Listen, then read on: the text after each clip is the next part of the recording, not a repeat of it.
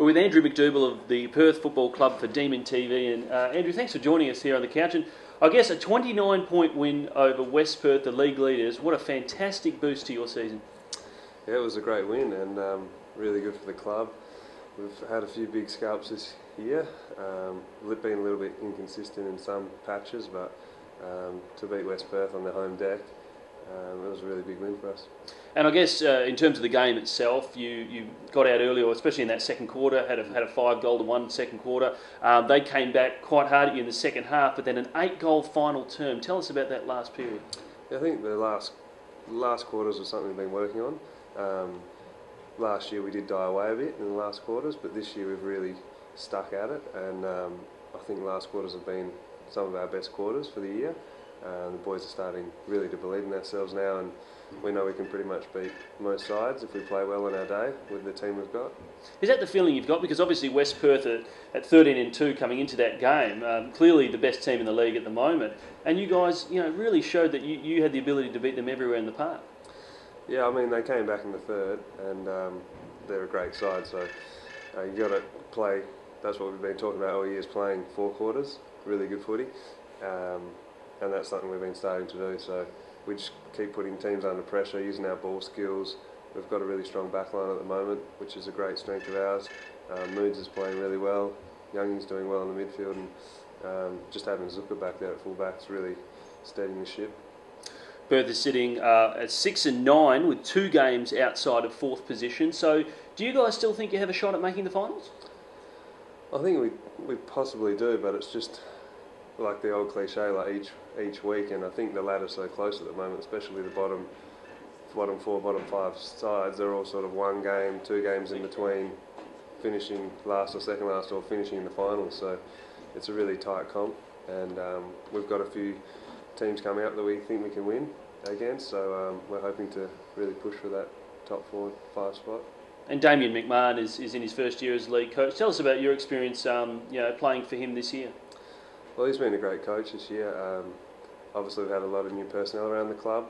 So we got Solly on board, and we got the CEO. Obviously, Brian's been there for 2 years now, 18 months.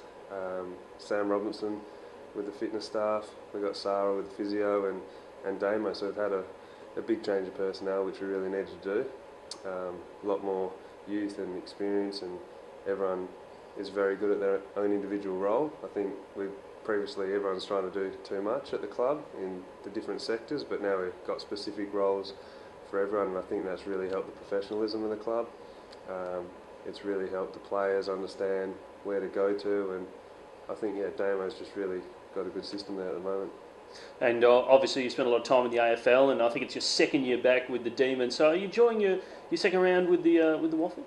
Yeah, I'm enjoying it a lot more. Just I suppose I'm playing in a position that I do enjoy, whereas playing forward most of my career, it's quite, you can play a few games and get dropped and get thereabouts, but when you're in the ruck and you're making your own play and you're moving around the ground, it's something I'm a lot more comfortable with, and not having the AFL pressure all the time, and really just adjusting the training to my body, and getting through the year. It's worked out well so far. The coach is understandable, and it's working well, so keep on track. Tell us about your life outside of footy. What do you get up to? What's your work commitments, and also extracurricular activities as well? Okay, I'm working for a company called Australian Institute of Football. I'm a working director, and pretty much we're running football camps for youth all over the Metro and West Australian regions. I just previously did a camp down at Cottesloe with Mark Nikoski from the Eagles, who came down. We had one the week before at Perth with Daniel Kerr. So what I'm trying to do is incorporate elite footy camps for young juniors with nutrition advice, fitness and health, and footy as the vehicle. So it's been going quite well so far. It's only been under operation for 3 years, but we've got a lot of AFL and current Waffle role models, and we're just setting up clinics pretty much basically around WA and giving them elite knowledge in footy skills and footy advice, and trying to pump up the junior regions. Excellent. Well, Andrew, thanks for joining us on Demon TV, and best of luck for the rest of the season. All right, thank you.